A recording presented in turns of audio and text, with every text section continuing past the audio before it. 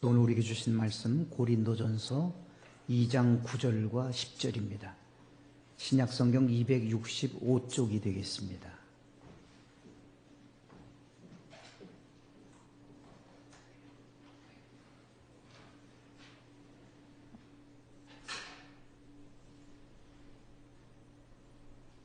기록된 바 하나님이 자기를 사랑하는 자들을 위하여 예비하신 모든 것은 눈으로 보지 못하고 귀로 듣지 못하고 사람의 마음으로 생각하지도 못하였다 함과 같으니라. 오직 하나님이 성령으로 이것을 우리에게 보이셨으니 성령은 모든 것 곧 하나님의 깊은 것까지도 통달하시느니라. 아멘.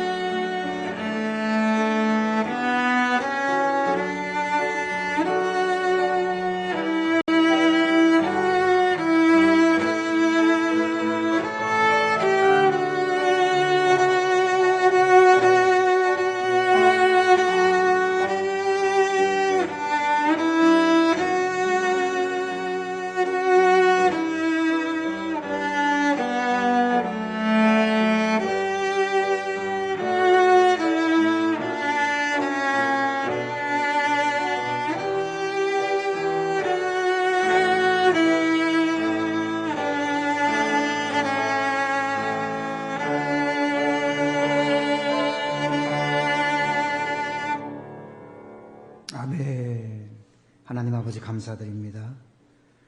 귀한 연주를 통해서 하나님 영광 받아주셔서 감사합니다. 이 시간 주의 말씀을 사모하고 기다립니다. 말씀을 베풀어 주옵소서.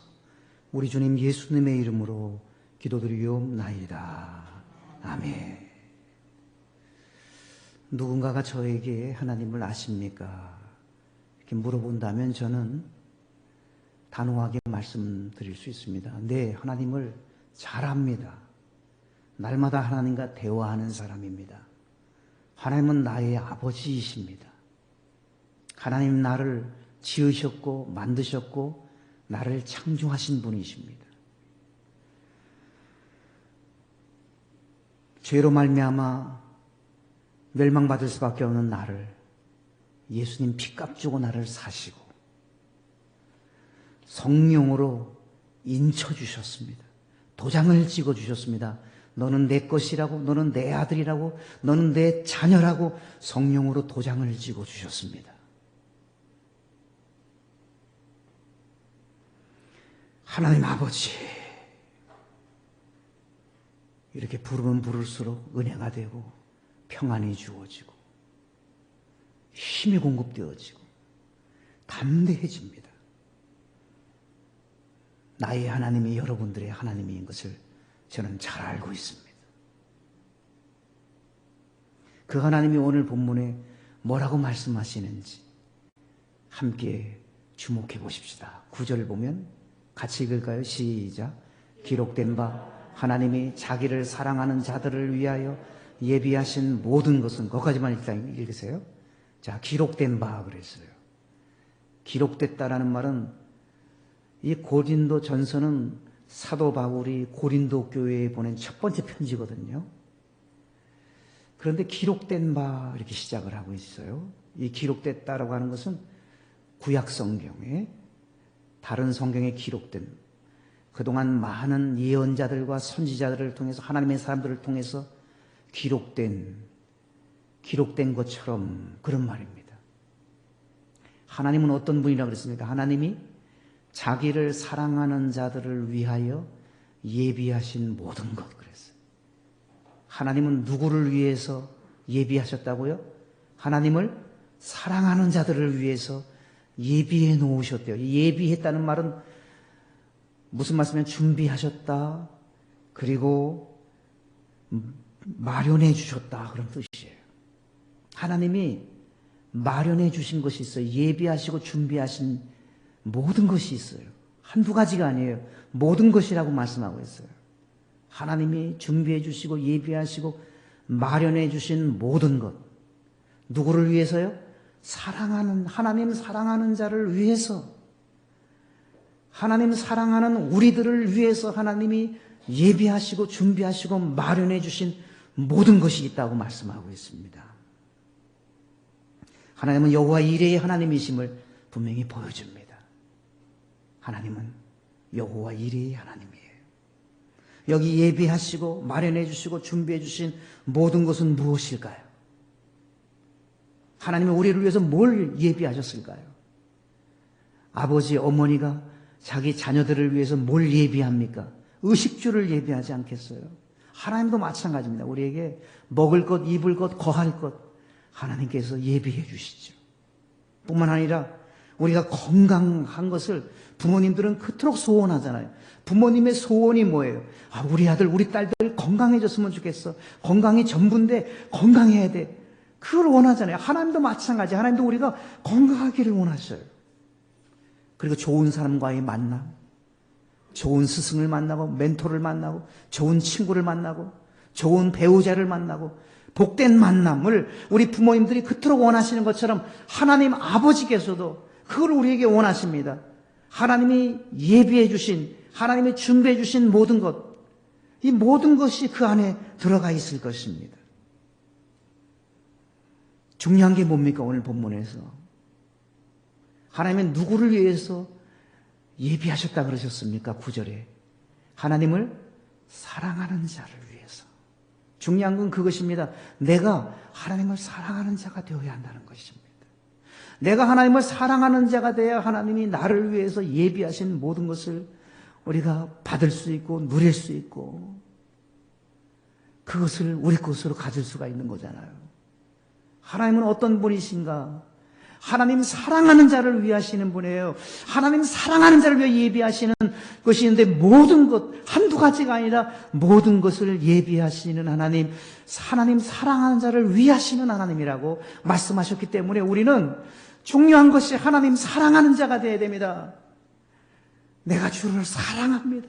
다윗의 고백처럼 내가 주를 사랑하는 줄 주께서 아신다고, 내가 주님을 사랑한다고, 베드로처럼 하나님 사랑하는 것이 중요합니다. 마음을 다하고 성품을 다하고 뜻을 다하고 정성을 다해서 우리는 하나님을 사랑해야만 합니다. 출애굽기 20장 6절과 신명기 5장 10절에 똑같은 말씀이 두 곳에 동일하게 한 글씨도 안 틀린 말씀이 있는데, 하나님을 사랑하고 하나님의 계명을 지키는 자에게는 천대까지 은혜를 베푸느니라 그랬어요. 하나님을 사랑하고 하나님의 계명을 지키는 자에게 천대까지 은혜를 베푼다는 말은, 천대라는 단어가 나오는데 천대라는 말은 자자손손 영원이라고 하는 의미겠죠. 자자손손 영원히 하나님이 은혜를 부어주시는데, 하나님 사랑하는 자, 하나님 사랑하는 자에게 주신다 그러셨어요. 시편 145편 20절에도 보면 하나님을 사랑하는 자를 하나님이 다 보호하신다고 말씀했습니다. 시편 91편 14절에도 보면 하나님을 사랑하는 사람은 하나님이 건져주신다고 약속하셨어요. 잠언 4장 6절에도 보면 하나님을 사랑하면 하나님은 그를 지켜주신다고 말씀했어요. 고린도서 8장 3절에 보면 하나님을 사랑하는 자를 하나님이 알아주신다고 말씀했어요. 고린도서 16장 22절에도 보면 하나님을 사랑하는 자는 복을 받을지어다라고 말씀하셨습니다. 신명기 13장 3절에도 보면 하나님께서 너무도 궁금해하시는 것이 하나 있는데, 우리가 하나님을 정말 사랑하는지 그 여부를 하나님이 그토록 알고 싶어 하신다고 성경은 말씀하고 있어요. 그래서 하나님은 가끔 하나님을 사랑하는지 안 사랑하는지 하나님은 테스팅을 하시는 하나님이에요. 정말 나를 사랑하는 자일까? 하나님의 관심사는 그거예요. 정말 나를 사랑할까? 아무개가 나를 정말 사랑할까요? 어떠세요? 여러분 참으로 하나님을 사랑하십니까? 하나님이 우리가 하나님을 사랑하는지 그것을 시험하시면 여러분 합격할 수 있으시겠습니까? 하나님은 하나님을 사랑하는 자를 위하시는 하나님, 그들을 위해서 예비하신 모든 것이 있다고 말씀하고 있어요. 우리가 즐겨 암송하고 있는 로마서 8장 28절 말씀, 하나님을 사랑하는 자, 곧 그의 뜻대로 부르심을 입은 자들에게는 모든 것이 합력하여 선을 이루노니라. 모든 것이 합력해서 선을 이룬대요. 누가요? 하나님을 사랑하는 자가. 하나님을 사랑하는 자는 모든 것이 합력하여 선을 이룬대요. 모든 것 합력한다는 그 속에 뭐예요? 나의 잘못, 나의 실수, 나의 연약함도 들어가 있습니다. 그것조차도 하나님은 합력하셔서 선을 이루신다. 그런데 이 선이라는 말은 좋은 결과라는 뜻을 가지고 있는 단어예요. 좋은 결과를 가져오게 하신대요. 합력해서.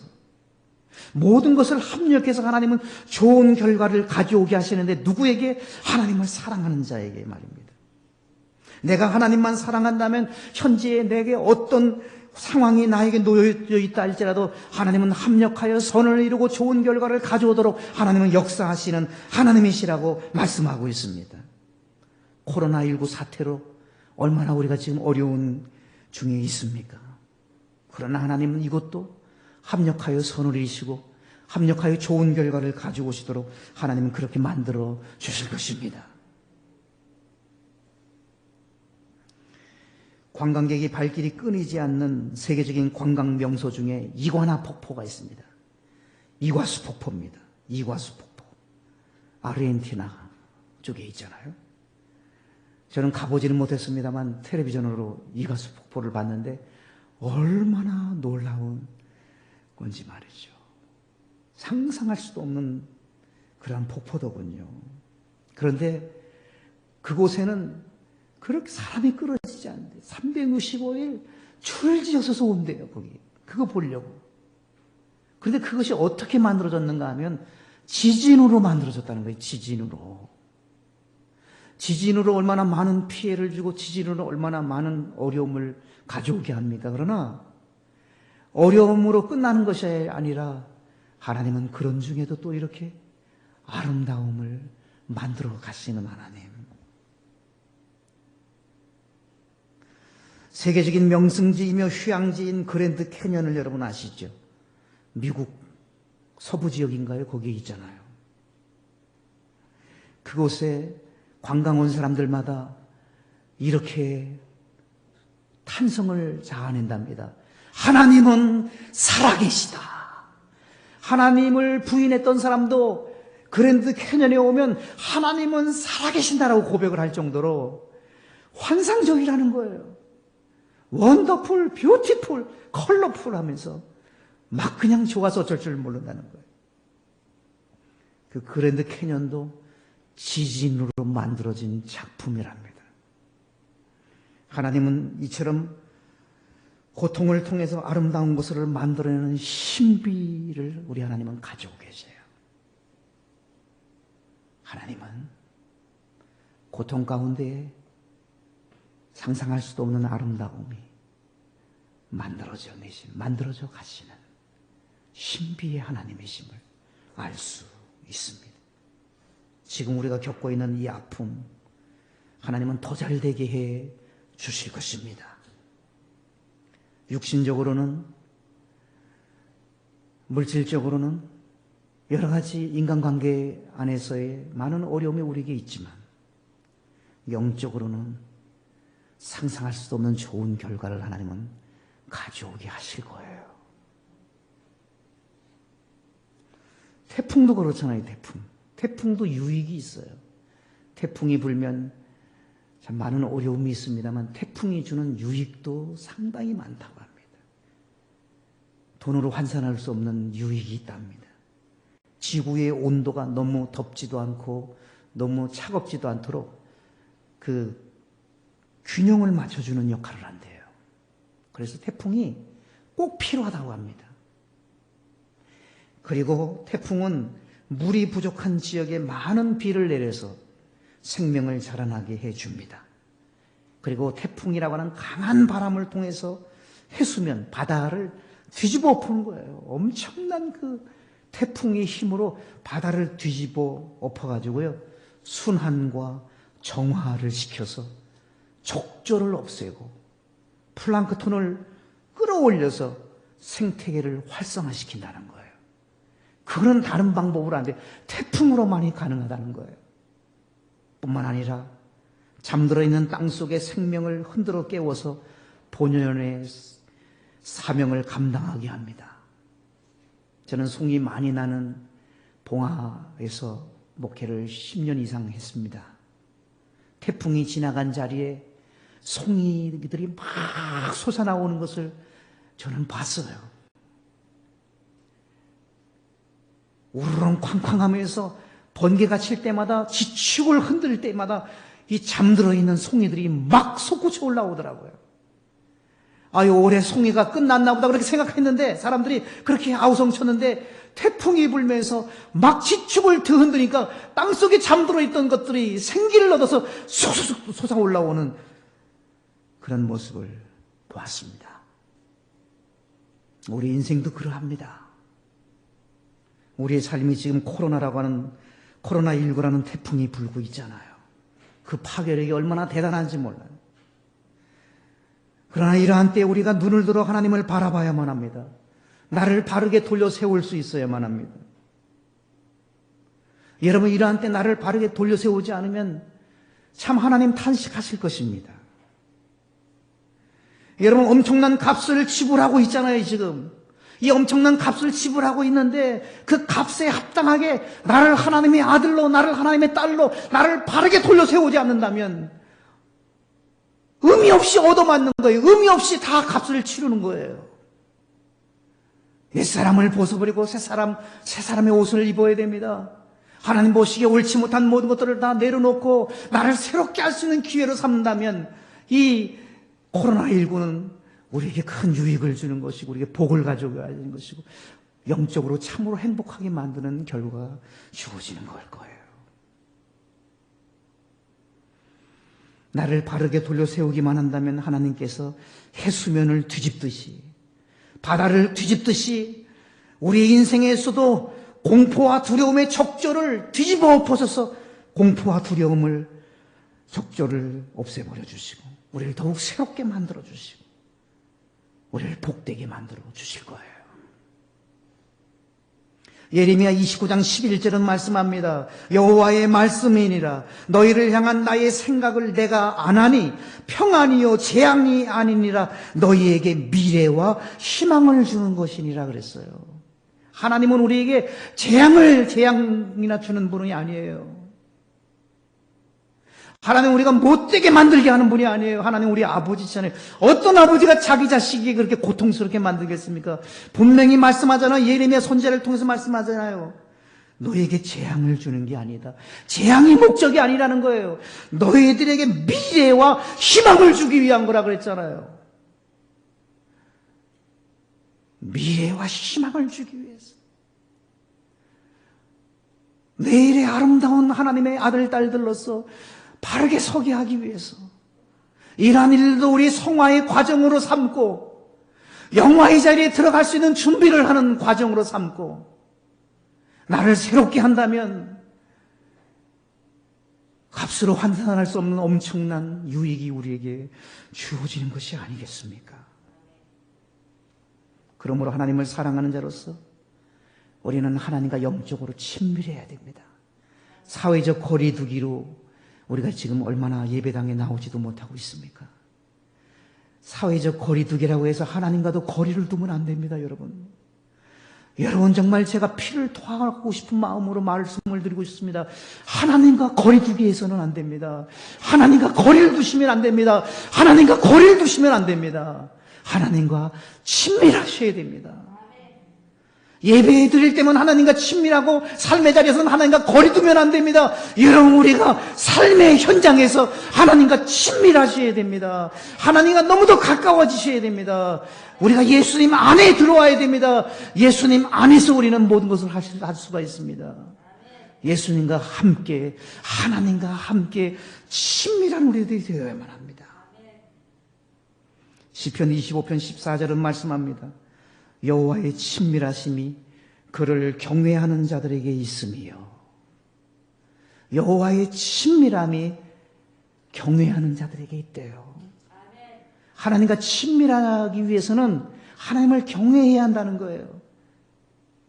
우리가 어떻게 하나님과 친해질까? 하나님과 가까워질까? 하나님 경외하면 된다고 말씀하고 있어요. 답이 그거예요. 하나님 경외만 하면 하나님과 친밀해질 수 있다고 말씀합니다. 그러면 하나님을 경외한다는 건 뭡니까? 하나님을 경외한다는 것은 하나님 제일주의시는 언제나 하나님 먼저 하나님 제일로 여기고 하나님 먼저의 신앙 언제나 하나님 앞세우고 하나님 중심의 삶이 하나님을 경외하는 삶이고 그렇게 할 때 하나님과 친밀해질 수가 있는 거예요.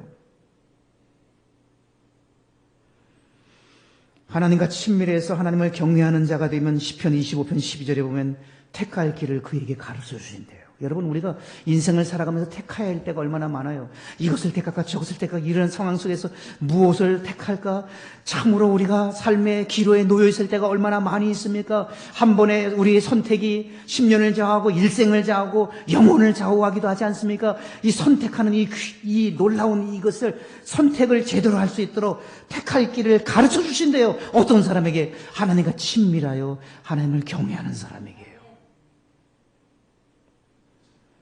뿐만 아니라 시편 34편 7절에도 보면 하나님과 친밀하여 하나님을 경외하는 사람이 되면 천사가 따라다니면서 도와준대요. 천사들이 둘로 진치고 위기에서 건져준다고 성경은 분명히 말씀하고 있어요. 시편 34편 9절에도 보면 하나님을 경외하는 사람들, 하나님과 친밀하여서 하나님을 경외하는 사람을 하나님께서 부족함이 없게 해주신대요. 시편 103편 13절에도 보면 하나님을 친밀하게, 하나님을 경외하여 친밀하게 된 사람을 하나님이 긍휼히 여겨주신다고 그랬어요. 시편 111편 5절에도 보면 그런 사람에게 양식을 주고 언약을 영원히 기억하신다 그러셨어요. 시편 115편 13절에도 보면 그런 자들에게 복을 주신다 그랬어요. 시편 145편 19절에도 보면 그런 사람의 소원을 이루어 주신다고 말씀했어요. 잠언 14장 27절에 보면 사망의 그물에서 그것을 벗어나게 해주신댔어요. 전도서 8장 12절에 보면 그런 사람을 잘되게 해주신다 그랬어요. 요한계시록 11장 18절에도 보면 상도 주신다 그랬어요. 어떤 사람이요? 하나님과 친밀하여 하나님을 경외하는 사람. 하나님과 친밀해지십시오. 그러기 위해서는 하나님을 경외해야 됩니다. 여러분, 아브라함은 하나님과 친밀한 사람이었어요. 하나님을 경외하는 사람이었고요. 창세기 22장에 보면 하나님이 아브라함에게 시험하셨다 그러셨잖아요. 정말 하나님 사랑하는 자인지 시험하셨어요. 하나님이. 너 아들 100세에 얻은 이삭이 너무 이쁘지?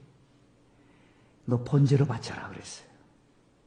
번제가 뭐예요? 잡아서 죽여가지고 내장을 다 꺼냈고 불태워 죽이는 거예요. 여러분, 하나님 그렇게 잔인한 하나님? 하나님 그러실 수 있어요? 줄 때는 언제고?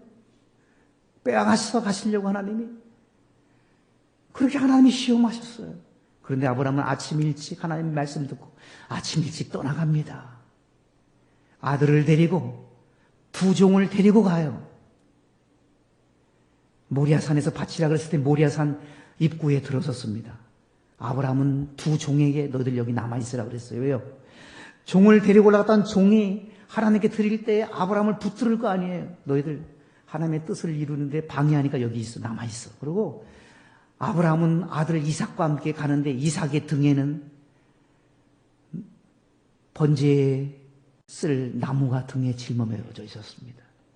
그리고 이삭의 손에는 불이 들여져 있었습니다. 많은 성서해석자들이 이삭을 일컬어서 십자가를 향하여 묵묵히 걸어가신 예수님을 의미한다고 그렇게들 적용을 합니다. 이삭이 아버지에게 물어봅니다. 아버지, 번제할 나무와 불은 있는데 재물은 어디 있습니까? 아버지의 그 찢어지는 듯한 아픔이 있잖아요.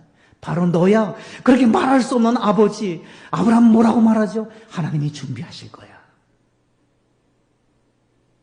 하나님이 준비하실 거야. 여호와 이레가 거기서 나오잖아요. 그래서 어느덧 모리아산 정상에 올라갔습니다. 아브라함은 느닷없이 칼을 뽑아요. 그 고무 칼이 아니에요. 진짜 칼이에요. 여러분, 그 상황에서 이삭이 말이죠, 아버지를 밀쳐버릴 수 있었어요. 이삭이 아기가 아니었어요. 아버지보다 더 힘이 있을 때예요. 연령상으로. 그런데 이삭은 아버지 마음대로 하세요. 하나님 뜻을 이루는데 아버지를 통해서 이루겠습니다. 성경엔 그런 구절은 없지만 아마 그런 자세로 이삭은 말이죠, 거기에서 가만히 있었어요. 진짜 칼로 내리치려고 할 때, 번제로 드리려고 할 때 하나님이 다급하셨습니다. 아브라함아, 아브라함을 부르십니다. 네가 나를 경외하는구나. 네가 정말 나를 경외하는 줄 내가 알았다. 아들에게 손대지 마. 그는 저기를 봐라. 한쪽에 수풀에 걸려있는 숫 양이 한 마리가 준비되어져 있었어요. 여호와 이레가 바로 거기서 나온 말이에요. 그것을 대신 번제로 바쳤습니다. 그 순양, 그 양이 예수 그리스도를 상징적으로 보여주는 거예요.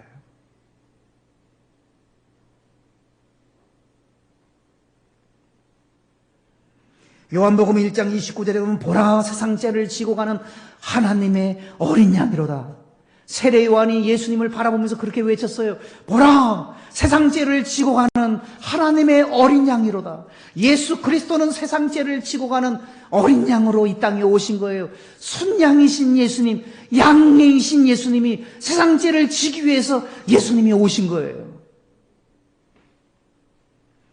하나님은 순종하는 인류를 위해서 어린 양 되시는 예수 그리스도를 예비하시고 마련하시고 준비하셔서 십자가에 내놓으셨습니다.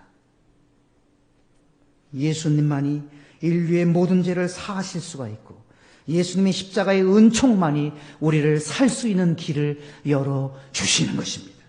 그래서 히브리서 10장 20절은 새로운 살 길이 예수 그리스도의 십자가 사건을 통해서 우리에게 주어졌다고 히브리서 기자는 그렇게 고백을 하고 있어요. 오늘 본문을 다시 9절을 보시기 바랍니다. 오늘 본문 9절을 다시 한번 주목해 보세요.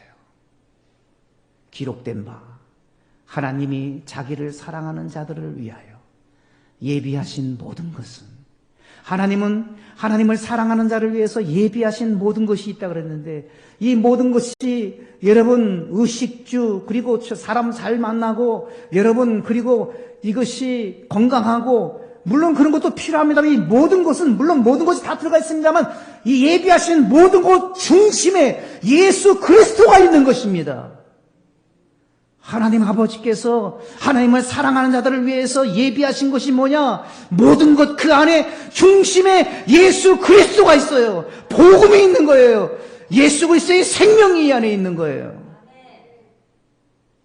그것은 눈으로도 볼 수가 없고 귀로도 듣지 못하고 사람의 마음으로도 생각하지도 못했던 거예요.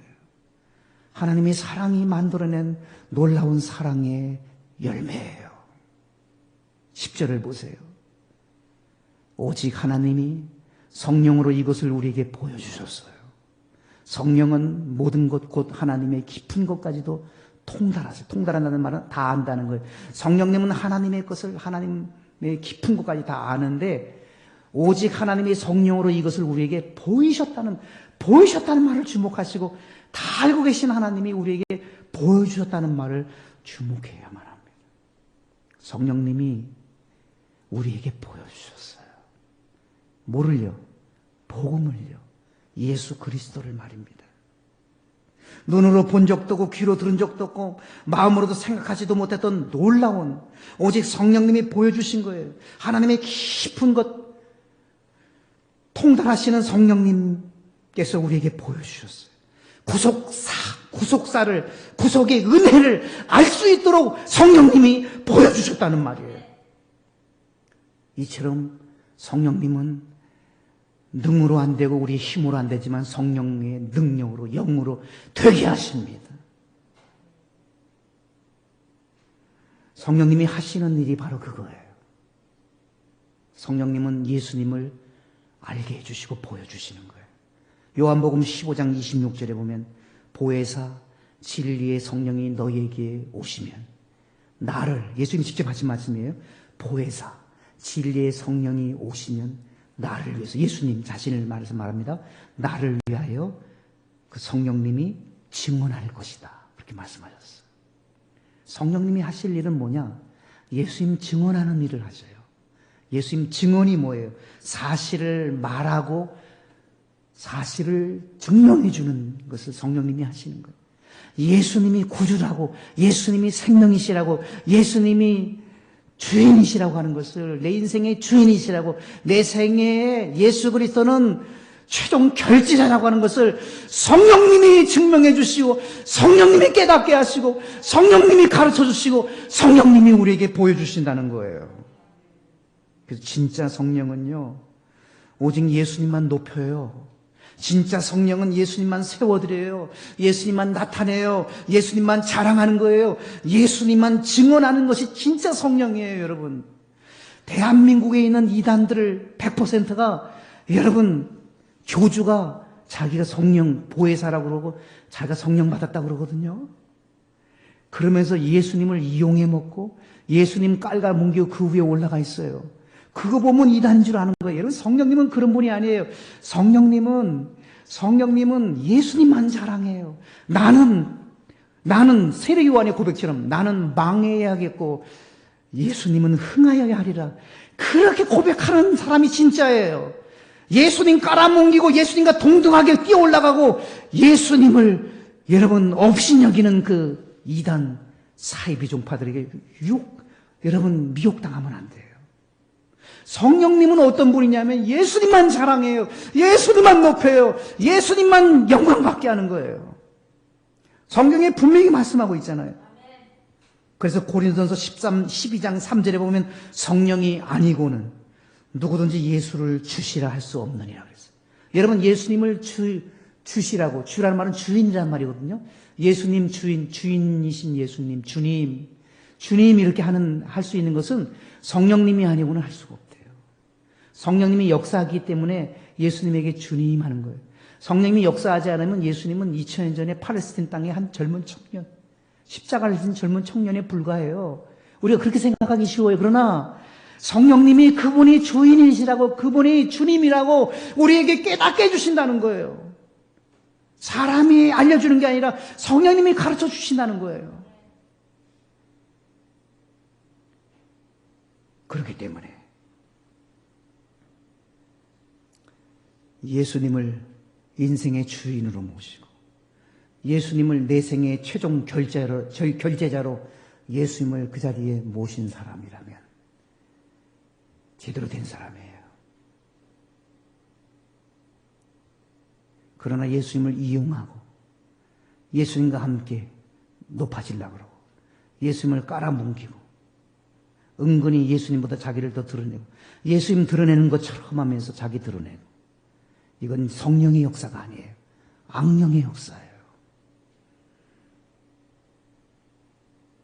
우리 대한민국의 이단들을 다 교주들 보면 자기를 성령이라고 말을 합니다.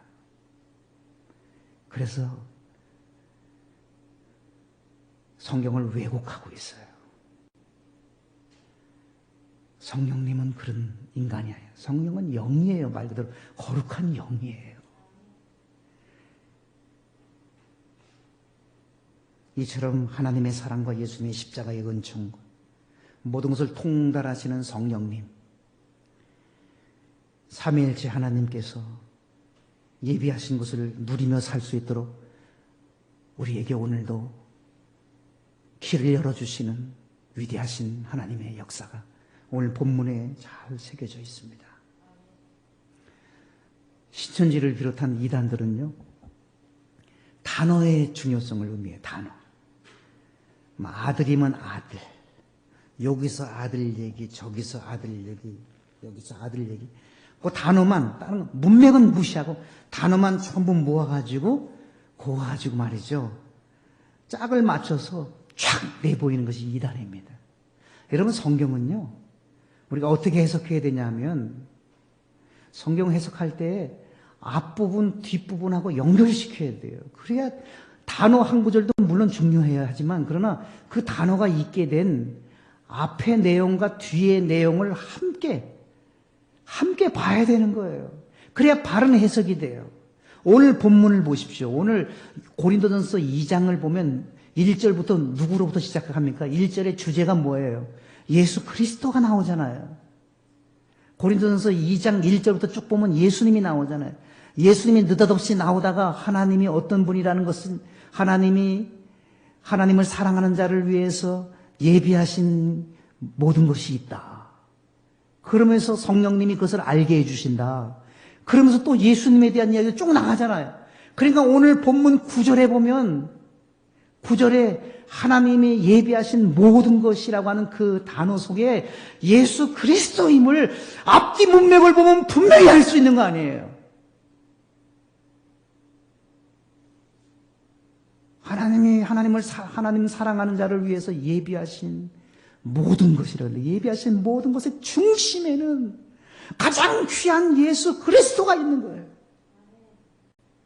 오늘 본문에는 단어대로 하면 하나님과 성령님은 나오죠. 예수님은 안 나오지만 예비하신 모든 것이라는 그 안에 예수 그리스도가 나옵니다. 그래서 기독교는 삼위일체 종교인 거예요. 이단은 삼위일체를 부인합니다. 하나님, 예수님, 성령님 그 균형을 무너뜨리는 것이 이단이에요. 삼위일체 하나님, 우리 아버지 하나님, 나의 구주, 나의 주님이신 예수 그리스도, 내 평생 나를 깨우치시고 나를 인도하시고 내 곁에서 나를 도와주시는 보혜사 성령님, 이 삼위일체 하나님이 우리를 통해서 영원히 영광 받으시고 우리를 통해서 영원히 예배 받으시기에 합당하신 삼위일체 하나님이십니다. 우리 모두에게 이런 은총이 있게 되시기를 주 예수 그리스도의 이름으로 축복합니다. 아멘.